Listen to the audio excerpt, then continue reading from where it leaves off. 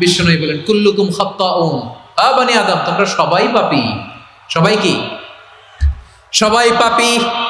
আমরা সবাই পাপী, আপন পাপের বাটখারা দিয়ে অন্যের পাপ মাপি। আমরা যে পাপী এটা ভাবতে মনে চায় না কারো, খালি অন্যের পাপ দেখি আমরা, এটা ভুল। ওর এই পাপ, ও পাপী, ও জালেম, ও জাহান্নামী, এরকম একটা টেন্ডেন্সি। আমার যে কি হালাত এটার খেয়াল নাই। খেয়াল করতে হবে যে আমি সবচেয়ে বড় পাপী, ঠিক কিনা বলেন? আসসালামু আলাইকুম প্রিয় দর্শক, আরও একটি ভিডিওতে আপনাদের স্বাগতম। আজকের এই আলোচনাটি প্রধান যে বিষয়গুলোর উপর হতে যাচ্ছে তা হলো: 1 নম্বর, বিপদে পড়লে কোন দোয়া পড়তে হবে। দ্বিতীয়ত, আল্লাহর কাছে পাপের স্বীকৃতি কেন জরুরি, এবং সবশেষে কিভাবে আল্লাহর রহমত পাওয়া যায়। রমজানের এই ওয়াজে মিজানুর রহমান আজহারি আল্লাহর কাছে পাপের স্বীকৃতি ও ক্ষমা প্রার্থনার গুরুত্বপূর্ণ দিক তুলে ধরেছেন। তিনি বলেন, আমরা সবাই পাপী এবং আল্লাহর রহমত ছাড়া আমাদের কেউই জান্নাতে যেতে পারবে না। বিশেষ করে বিপদের সময়ে আল্লাহর স্মরণ ও দোয়ার মাধ্যমে মুক্তি পাওয়ার উপায় নিয়ে আলোচনা করা হয়েছে। তাহলে প্রিয় দর্শক, ভিডিওটি সম্পূর্ণ দেখুন এবং এই গুরুত্বপূর্ণ আলোচনাটি আমলের নিয়তে মনোযোগ সহকারে শুনুন। তাহলে শুরু করছি এখনই। স্বীকৃতি দেন আল্লাহ, এমন কোন জুলুম নাই, গুনাহ নাই আমি করি নাই, সগীরা কবিরা, জেনে না জেনে, ইচ্ছায় অনিচ্ছায়, শিরকি বেদাতি সব গুনাহ করেছি। আল্লাহ, আকাশের নিচে জমিনের উপরে আমার চেয়ে বড় গুনাহগার আর কেউ নাই। চোখের পানি ছেড়ে আল্লাহরে বলেন, আল্লাহ আমি ছাড়া তোমার গোলামের অভাব নাই, তুমি ছাড়া আমার দ্বিতীয় কোনো রব নাই, তুমি ছাড়া তো কেউ আমার গুনাহ ক্ষমা করার নাই, তুমি আমার রব, তুমি আমার সব। বলতে পারবেন? এই তাকরীর আমার পটুয়াখালীর ভাই, এই স্বীকৃতিটা দেখতে আল্লাহ বড় ভালোবাসে, কারণ আমরা সবাই গুনাহগার। আমরা সবাই কি? বিশ্বনবী বলেন কুল্লুকুম খাত্তাউন, বানি আদম তোমরা সবাই পাপী। সবাই কি? সবাই পাপী। আমরা সবাই পাপী, আপন পাপের বাটখারা দিয়ে অন্যের পাপ মাপি। আমরা যে পাপী এটা ভাবতে মনে চায় না কারো, খালি অন্যের পাপ দেখি আমরা, এটা ভুল। ওর এই পাপ, ও পাপী, ও জালেম, ও জাহান্নামী, এরকম একটা টেন্ডেন্সি। আমার যে কি হালাত এটার খেয়াল নাই। খেয়াল করতে হবে যে আমি সবচেয়ে বড় পাপী, ঠিক কিনা বলেন? পাপ করি নাই এমন কেউ আছি? হ্যাঁ আছি। কেউ না জানলেও জানে কে আমার পাপের ঘটনা? পৃথিবী না জানুক আমি তো জানি, আমি কি পাপ করেছি। হায় ও আমার কলিজার টুকরা ভাইয়েরা, মাথাটাকে নিচু করে জীবনের সব গুনার ফিরিস্তিগুলো একটা একটা করে স্বীকার করে আল্লাহরে বলেন, আল্লাহ আমি পাপী। আল্লাহ আমার চেয়ে বড় পাপী এই দুনিয়াতে কেউ নাই। আকাশের নিচে জমিনের উপরে আমার চেয়ে বড় পাপী কেউ নাই। একটা একটা করে আল্লাহ স্বীকার করি আমি পাপী, সব পাপের স্বীকৃতি দিলাম। পৃথিবী না জানুক আমি তো জানি, আমি কি পাপ করেছি। হায় আমার পাপের করলে বিচার, বাঁচার আমার নাই উপায়। দয়াময় তুমি মাফ করো আমায়, মাফ করো আমায়। আল্লাহ তাআলা যদি দয়া করে আমাদেরকে মাফ না করে, আমাদের বাঁচার কোনো উপায় নাই। আপনি কি ভেবেছেন আপনার নামাজ দিয়ে আপনি জান্নাতে যাবেন? আপনি তাহাজ্জুদ গুজার, সেজদা দিতে দিতে কপালে দাগ ফেলেছেন, এটা আপনারা জান্নাতে নেবে না। আপনি এলাকার সবচেয়ে বড় হাতেম তাই দানশীল, এই দানের ভরসায় বসে আছেন, কুশ্চিত কালো না। আমাদের নামাজ, আমাদের রোজা, আমাদের ইবাদত, এগুলোকে মিজানের পাল্লায় উঠালে কোনো ওজনই হবে না। তবে আমাদের একটা কৌশল জানা আছে, আমরা আল্লাহর রহমতের ভিখারি। আমরা সেদিন আগেই গুনার স্বীকৃতি দিয়ে দেব। আমরা বলবো, আল্লাহ তুমি প্রশ্ন করার আগে তোমার একটা কথা বলি, আমারে কিছু জিজ্ঞেস করো না, আমি সব করেছি। এমন কোন পাপ নাই যে পাপ আমারে দিয়ে হয় নাই। তোমার রহমত দিয়ে তুমি জান্নাতে পাঠাবা, তোমার দয়ায় জান্নাতে যেতে চাই, আমল দিয়ে না। পারবেন বলতে? কিয়ামতের দিন আমরা বলবো, আল্লাহ আমার আমল দিয়ে জান্নাত চাই না, আমি তোমার দয়া দিয়ে জান্নাত চাই। তোমার দয়া ছাড়া আমার কোনো উপায় নাই। কারণ আল্লাহ যদি বিচার করে বাঁচার কারো উপায় নাই। আল্লাহ যদি বলে ফেলেন তুই এটা করলি কেন, ওখানে গেলি কেন, কোরআনে 1000 বার নিষেধ করলাম তারপরেও এই পাপে জড়ালি কেন, এরকম প্রশ্ন ছুড়ে দিলে আমার উত্তর আছে? বাঁচার কোনো উপায় আছে? রোজ হাসরে হে আল্লাহ আমার করুণা বিচার, আল্লাহ করুণা বিচার, বিচার চাহিনা তব দয়া চাই, এ গুনাহগার করুণা বিচার। আপনার আমল দিয়ে জান্নাতে যাবেন? কি দিয়ে যাবেন? আল্লাহর দয়া দিয়ে। আল্লাহর রহম আর দয়া ছাড়া কেউ জান্নাতের চেহারাও দেখতে পাবে না। চাইবো একজন সত্তার কাছে, আওয়াজ করে বলুন তিনি কে? একজন সত্তার কাছে চাইবে। বিশ্বনবী ওনার চাচাতো ভাই আব্দুল্লাহ ইবনে আব্বাস রাদিয়াল্লাহু তাআলা আনহুকে বললেন, ইয়া আব্দুল্লাহ ইবনে আব্বাস, হে আব্দুল্লাহ ইবনে আব্বাস, ইদা সাআলতা ফাসআলিল্লাহ, যখন চাইবে আল্লাহর কাছে চাও। ও আব্দুল্লাহ, যখন চাইবা আল্লাহর কাছে চাও। ওয়া ইদা ইসতাআনতা ফাসতাইন বিল্লাহ, যখন সাহায্য চাইবা আল্লাহর কাছে ফরিয়াদ করো। জেনে রেখো আব্দুল্লাহ, ওয়া'লাম আন্নাল উম্মাতা লাউ ইজতামাআত আলা আন ইয়ানফাউকা বিশাইইন লাম ইয়ানফাউকা ইল্লা বিশাইইন ক্বাদ কাতাবাহু আল্লাহু লাক। ও আব্দুল্লাহ, জেনে রেখো, মনে রেখো, গোটা বিশ্বের সবাই মিলে যদি তোমার উপকার করতে চায় ততটুকুই তারা করতে পারবে যতটুকু আল্লাহ তোমার নসিবে সেটা লিখে রেখেছে। ঠিক কিনা বলেন? আর যদি গোটা বিশ্বের সবাই মিলে তোমার বিরুদ্ধে কনস্পাইরেসি করে, ষড়যন্ত্র করে, গোটা বিশ্বের সবাই মিলেও যদি তোমার ক্ষতি করতে চায় ততটুকুই শুধু পারবে যেটা আল্লাহ তোমার জন্য বরাদ্দ রেখেছে। যতটুকু আল্লাহ তাআলা তোমার জন্য বরাদ্দ রেখেছে অতটুকুই ক্ষতি করতে পারবে, আর এক চুল বেশিও করতে পারবে না, কমও করতে পারবে না। চিল্লায় বলেন ঠিক কিনা?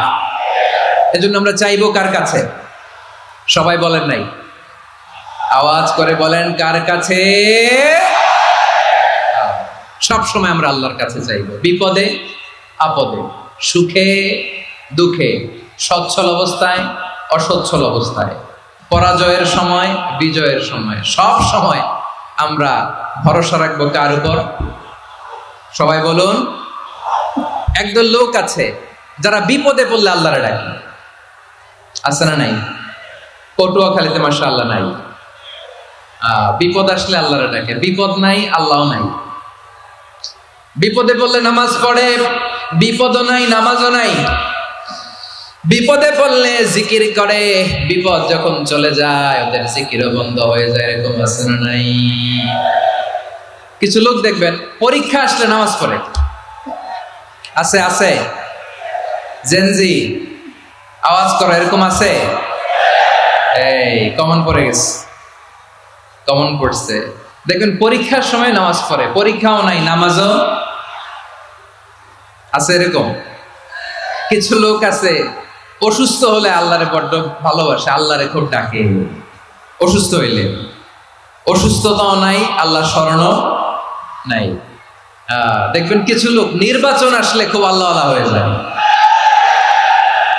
তখন দেখবেন মাথার মধ্যে হেজাব লাগায়, পাঞ্জাবি লাগায়, আল্লাহ আল্লাহ হয়ে যায়। নির্বাচনও নাই, এরপরে আল্লাহর কথাও নাই।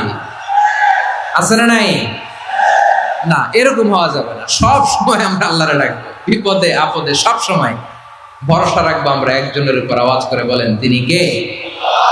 এ কথায় আল্লাহ তাআলা আমাদের চোখে আঙ্গুল দিয়ে জানিয়ে দিলেন, ফাইদা রাকিবু ফিল ফুলকি দা'আউল্লাহা মুখলিসিনা লাহুদ্দিন ফালাম্মা নাজ্জাহুম ইলাল বাররি ইযা হুম ইউশরিকুন। আল্লাহ বলে একদল লোক আছে, তারা যখন নৌযানে চড়ে, জলযানে চড়ে, সাগরের মধ্যে যখন জাহাজে চড়ে, লঞ্চে চড়ে, তারা যখন তুফানের সম্মুখীন হয় তখন তারা আল্লাহরে বড্ড বেশি ডাকে, একান্ত ভাবে ডাকে, বিশুদ্ধ চিত্তে ডাকে। আবার তুফান থেকে তাদেরকে সেফ জোনে নিয়ে, নিরাপদ জোনে নিয়ে যখন বন্দরে আমি আল্লাহ তাদেরকে ভিড়িয়ে দেই, ওই লোকগুলো আবার আমি আল্লাহর সাথে শিরিক করে। এরকম আছে না নাই? জাহাজে উঠছে, সাগরের মাঝখানে তুফান, ওই সময় দেখবেন আল্লাহ কারে কয়। এই কথা তো আপনাদেরকে বোঝানো সহজ, আপনার তো নদীর দেশের মানুষ। লঞ্চে চড়েন নাই কারা কারা দেখি? লঞ্চে চড়ছেন? হ্যাঁ, লঞ্চে চড়ে নাই এরকম একজনও নাই এখানে। আচ্ছা, লঞ্চে উঠছেন কে কে দেখি? মাশাআল্লাহ মাশাআল্লাহ মাশাআল্লাহ, ঠিক আছে, আপনাদের বোঝানো সহজ। আচ্ছা, লঞ্চে উঠে তুফানের সম্মুখীন হয়েছেন, জলোচ্ছ্বাস সবাই, মাশাআল্লাহ। তো এই ওয়াজ তো আপনাদের মুখস্থ, ঠিক কিনা বলেন? আমার বলার দরকার নাই, বলেন। মাঝ নদী, তুফান, জলোচ্ছ্বাস, জলের মধ্যে উচ্ছ্বাস, ঢেউ, টর্নেডো, সাইক্লোন, মেঘের ঘনঘটা, পরিবেশ ঘুটঘুটে অন্ধকার, লঞ্চ একবার এদিকে আরেকবার ওইদিকে, ভিতরে কি অবস্থা হয় বলেন তো? হ্যাঁ, তখন মুসলিম আল্লাহর ডাকে, হিন্দু আল্লাহর ডাকে, ঠিক কিনা বলেন? আস্তিক আল্লাহর ডাকে, নাস্তিক আল্লাহর ডাকে, ঠিক কিনা? লঞ্চের ভেতর, স্টিমারের ভেতর কান্নারে রোল পড়ে যায়, চিৎকারের রোল পড়ে যায়, সবার মুখ দিয়ে শুধু একটা আওয়াজ, লা ইলাহা লা ইলাহা লা ইলাহা সুবহানাল্লাহ আলহামদুলিল্লাহ লা ইলাহা। আল্লাহ নামের জিকির করবে যারা, আল্লাহর কাছে প্রিয় তারা, আল্লাহর কাছে প্রিয় যারা, জান্নাতে প্রবেশ করবে তারা, জোরে লা ইলাহা লা ইলাহা ইল্লাল্লাহ লা ইলাহা ইল্লাল্লাহ মুহাম্মাদুর রাসূলুল্লাহ সাল্লাল্লাহু আলাইহি ওয়াসাল্লাম। আমার প্রিয় পটুয়াখালীবাসী, তাহলে লঞ্চের ভেতরে যখন আমরা তুফানের মধ্যে পড়ি, তখন সবাই মিলে আমরা একটা নামের জিকির করি। নামটা কার? মুসলমানেরাও ডাকে, হিন্দুরাও ডাকে, আস্তিকও ডাকে, নাস্তিকও ডাকে, সবাই ডাকে একজনকে, তিনি কে? আবার দেখবেন ওই আল্লাহ তুফানের পরে, ঝড়ের পরে ওই লঞ্চটাকে যখন সদর ঘাটে ফিরিয়ে দেয়, আবার আমরা নাফরমানি শুরু করে দেই। সে কোথায়? আল্লাহ বললেন, ফাইদা রাকিবু ফিল ফুলকি দা'আউল্লাহা মুখলিসিনা লাহুদ্দিন ফালাম্মা নাজ্জাহুম ইলাল বাররি ইযা হুম ইউশরিকুন। সাগরে যখন তুফানে পড়ে আমি আল্লাহর ডাকে, আবার আমি আল্লাহ যখন বাঁচিয়ে দেই, আবার আমি আল্লাহর সাথে শিরিক শুরু করে। আমরা কি এরকম হতে চাই নাকি? এরকম করবেন? হ্যাঁ না, আমরা তুফানে পড়লেও আল্লাহরে ডাকি, আবার বাঁচায় দেওয়ার পরেও ডাকি কারে? আল্লাহকেই ডাকি। বিমানের মধ্যে মাঝে মাঝে দেখবেন যে এয়ার টার্বুলেন্স হয়, জানেন? এয়ার টার্বুলেন্স জানেন তো? মাঝে মাঝে বিমানটা বাউন্সিং করে, বাম্পি, ভেরি বাম্পি ওয়েদার। শোনেন নাই? 40,000 ফিট উপরে যখন থাকে, তখন পাইলট মাঝে মাঝে বলে, dear passengers, ladies and gentleman, right now we are flying 40,000 feet above the ground and we are passing very air turbulence, very heavy air turbulence right now. Please fasten your seat belt. দেখবেন মাঝে মাঝে বলে যে, ভদ্র মহিলা, ভদ্র মহোদয়গণ, আমরা 40,000 ফিট উপর দিয়ে যাচ্ছি আর এয়ার টার্বুলেন্স ফেস করছি, মেহেরবানি করে আল্লাহর হস্তে সিট বেল্ট বাঁধুন। তখন বিমানটা এরকম বাউন্সিং করে, শেকিং করে। আপনারা মুখোমুখি হয়েছেন? ইদানিং এই এয়ার টার্বুলেন্স বেড়ে গিয়েছে। গত বছর আমার ইন্টারন্যাশনাল অনেকগুলো ফ্লাইট ছিল, তো আমি দেখলাম যে আগের ফ্লাইটগুলোর তুলনায় এখন এয়ার টার্বুলেন্স খুব বেশি। আমি একটু রিসার্চ করে দেখলাম, ক্লাইমেট চেঞ্জের কারণে, জলবায়ু পরিবর্তনের কারণে আকাশের বাতাসের মুভমেন্টে পরিবর্তন হয়েছে, ফলে এখন বিমান শেকিং করে বেশি, বাউন্সিং, বাম্পি ওয়েদার। তো বলেন তো, 40,000 ফিট উপরে যখন আপনি, কয় হাজার ফিট? সবাই বলুন, কয় হাজার ফিট? 40,000 ফিট উপরে যখন আপনি, তখন যখন বিমানটা এরকম বাউন্সিং করে, সবাই যখন ভমিটিং করে বিমান নষ্ট করে দেয়, বমি করে, তখন বাঁচানোর কে আছে আল্লাহ ছাড়া? কেউ আছে? ওই মুহূর্তেও সবাই মিলে একজনের ডাকে আওয়াজ করে বলেন, তিনি কে? মাঝে মাঝে কিছু সোশ্যাল মিডিয়ায় কিছু ভিডিও পাওয়া যায় যে হেভি যখন এয়ার টার্বুলেন্স হয়, 10 সেকেন্ড 15 সেকেন্ডের কিছু ভিডিও পাওয়া যায় যে বিমানটা এরকম বাউন্সিং করছে, বাম্পি ওয়েদার, কাঁপছে, মানুষগুলো বমি করছে।